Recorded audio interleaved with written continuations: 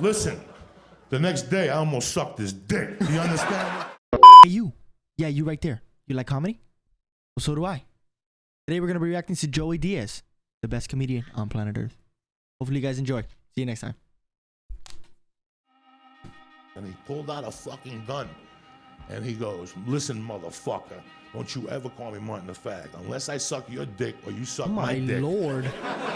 Oh, my Lord. You don't ever call me Martin the Fag, or I'll put a bullet in you. Of the best comedians in the world. One of the agree. best storytellers in the world. Facts. You know him from his podcast, The Church of What's Happening Now.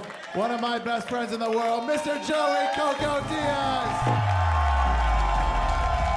This is a legend, bro. This guy's a legend, guys. This guy's a fucking legend. Chat, this guy's a legend. It's so funny like that. You know, Santeria was big to me, and I tell you something, like, you look at me like I didn't cut chicken heads and shit. It was a beautiful religion. The lady who taught it to me, when we came from Cuba, my dad died. My mom took me up to 148. She was a dark Cuban, real pretty, an African Cuban woman, and she would throw cards, and she would read me little things, and she always read me scriptures. She got me because she had a fucking collie. She had like a lassie dog. That's how she'd suck me in and shit. I'd go up there to play with the lassie, and then she'd cut chicken heads and put spells on me and shit. But I love this motherfucker. I would go up there. That's where I saw my first dead body on Riverside Highway there. They had a piece of plywood. I was like 6. I went up there, and the kids from the neighborhood, and I lived on the west side at that time, you know, with little like fucking, you know, nice kids. These kids were fucking dirty and shit, so I like going up there because, and then I'd hang out with my godmother, you know? And my godmother just taught me a lot of things. She always taught me to not hang out in corners because I was like a sponge and I'd pick up bad energies. And she told me to get a box when I was like 7. And she goes, I want you to put everything that means something to you as you're growing up. You don't have to tell your mom, you don't have to tell nobody. Like your first lock of hair, she wants me to put my boots in there, my birth certificate, any trophies I had, my mom and dad's wedding picture. She just kept telling me, put little things in there. And every once in a while, when you get angry, I want you to go pray to that box. Just go over and say Our Father and just look at the box and look at everything, because that means you'll never get lost. And I would do that. I really believed in what she was saying. And I filled up this box, and once a week I'd go upstairs. Even as I got old, I'd smoke pot and blow smoke into the box and read shit. You know, and but my mom had a bar growing up, right? And I told you guys, my mom had a fucking hot bar with cool Cuban dudes. And one of the dudes that hang out in there, his name was Martin Maricon. What That means the Martin fuck? the Fag, right? You can't say the word fag, PC people, so we'll call him Martin the gay guy for this story. You know, when I was a kid, I met Martin when I was like 6. I didn't know what to think of him. When you're 6 and you're a young man, and then somebody says a man is gay, I didn't know, I couldn't fathom it in my mind. I just knew he wasn't like everybody else. I didn't even know. He was a tough guy, you know, he was a good-looking dude. He was a seamstress in the daytime for a play, but at night he sold coke in the city to all CBGBs and shit. This is like the fucking mid-70s. This guy, he would fucking pop in front of me and snort those poppers and shit. Bro, this guy's stories are absolutely insane. Like, chat, you guys don't understand. You guys don't fucking understand. I've seen almost everything of this guy. This is the only one from 5 years ago that I haven't seen. I fucking watched everything of this guy. This dude is fucking hilarious. I even watch his podcast every once in a while. This dude is fucking funny, bro. This dude is fucking funny. Not to mention, he has no fucking filter, and I love that shit. I'm into dark humor. I won't be saying none of that shit, right? You'll never catch me saying none of that, but I do find it somewhat funny because I know the jokes, obviously, right? So, yeah, I just thought to pause and say that.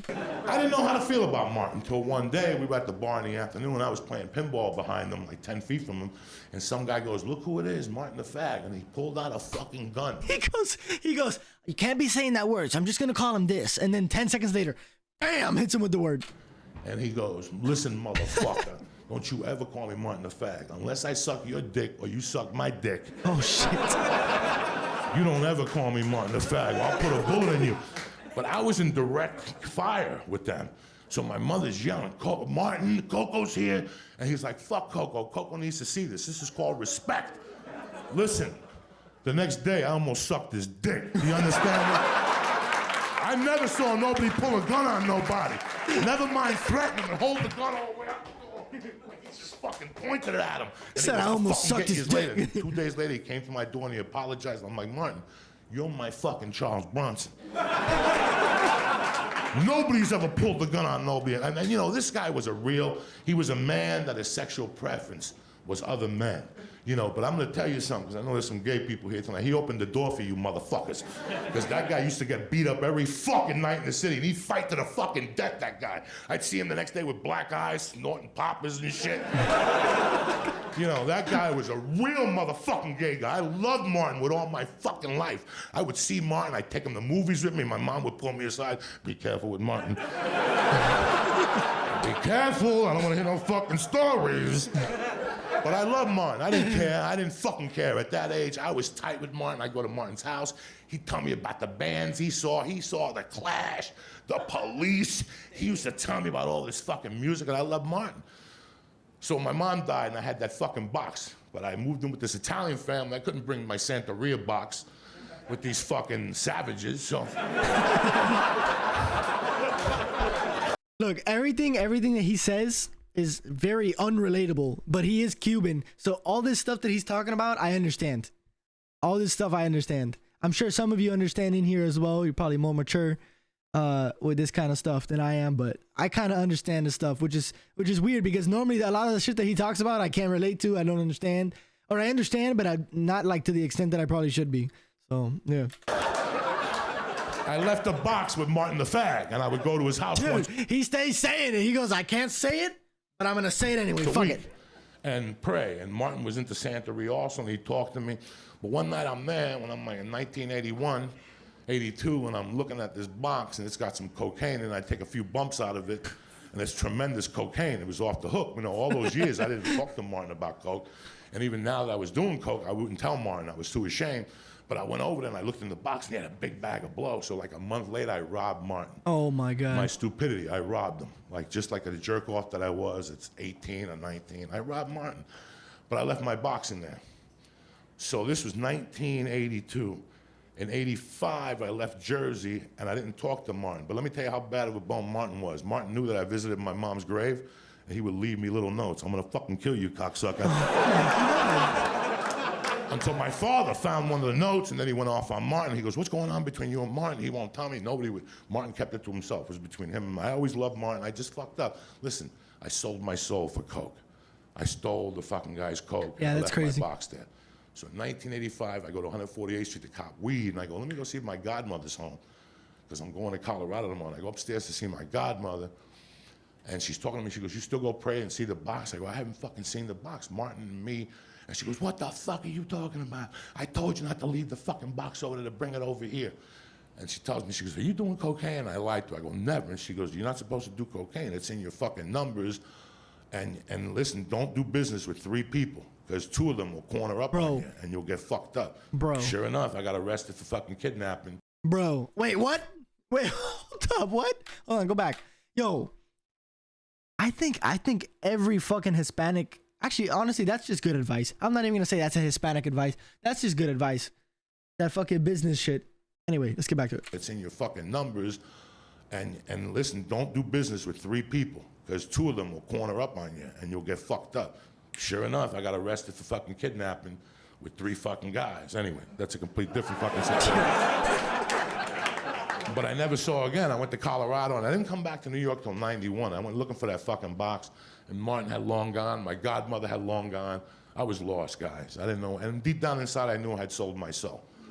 So in 2013, I got a Twitter message to do a story about Santeria in England. And I do the story for this blog site in England. About a year later, do you know I wake up one morning, there's a tweet, and it says, hi, my name is Miriam, whatever my name is. We have your box. I'm married to your godmother's son. She passed away and left us your box. I flew to Miami a month later. I picked up my fucking box. Everything was in there. My hair curls, my baby shoes, my fucking trophies, my mom's pictures, my saints. And I got my soul back. I got my fucking soul back. Not too many people could ever get their fucking soul. That's facts, bro. That is facts. So that's my story. Thank you very much, guys. Although it was a short one, that was still pretty good. The other ones are fucking hilarious. We're gonna definitely be doing more of those reactions, bro. That shit is comedy.